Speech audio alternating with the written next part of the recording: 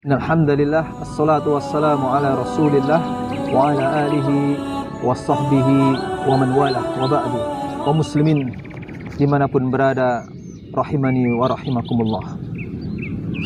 Disebutkan dalam sebuah hadis yang diriwayatkan dari sahabat yang mulia Sahal bin Sa'ad radhiyallahu an, bahwasanya Rasul sallallahu alaihi wasallam mengabarkan kepada kita semuanya, kata Nabi sallallahu alaihi wasallam, fil jannati samaniyatu abwabin. Di surga, kata Nabi sallallahu alaihi wasallam, terdapat 8 pintu. Sedangkan rincian dari 8 pintu surga yang dimaksud dijelaskan salah satunya oleh Al-Hafidz Ibnu Hajar Al-Asqalani rahimahullahu ta'ala dalam kitabnya Fathul Bari. Kata beliau rahimahullahu ta'ala bahwa ada 4 pintu surga yang disebutkan dalam sebuah hadis yang diriwayatkan dari Imam Al-Bukhari dan juga Imam Muslim meriwayatkan hadis ini.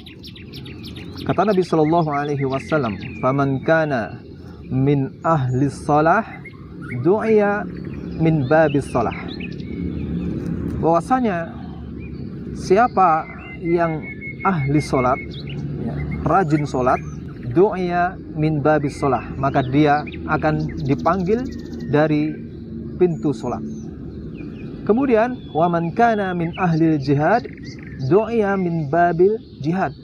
Siapa yang ahli jihad, maka dia akan dipanggil kelak di surganya Allah Subhanahu wa taala melalui pintu khusus, yakni pintu jihad. Kemudian wa man kana min ahli siyam du'iya min babi ar-rayyan. Siapa yang ahli puasa, hamba-hamba Allah Subhanahu wa taala yang rajin puasa, yang ahli puasa, maka dia akan dipanggil dari pintu khusus yang dikatakan sebagai pintu ar-rayyan. Wa man kana min ahli shadaqah du'iya min babis shadaqah. Siapa dari antara hamba-hamba Allah Subhanahu wa taala ini yang ahli sedekah, maka du'iya min babis sedekah. Mereka atau dia akan dipanggil dari pintu sedekah. Ini adalah 4 pintu yang dijelaskan dalam satu hadis. Kemudian kata Ibnu Hajar Al-Asqalani rahimahullahu taala, pintu yang kelima adalah pintu haji.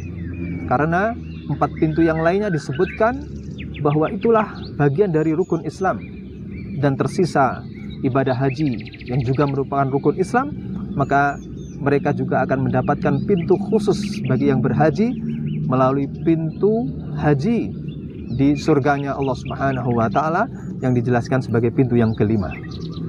Sebagaimana hadis yang masyhur tentunya, al-hajju mabrur laisa lahu jazaun illal jannah, bahwa haji yang mabrur itu balasannya tidak lain dan tidak bukan adalah surganya Allah Subhanahu wa taala. Sehingga kata Ibnu Hajar layak mendapatkan keutamaan atau kekhususan melalui pintu haji ini.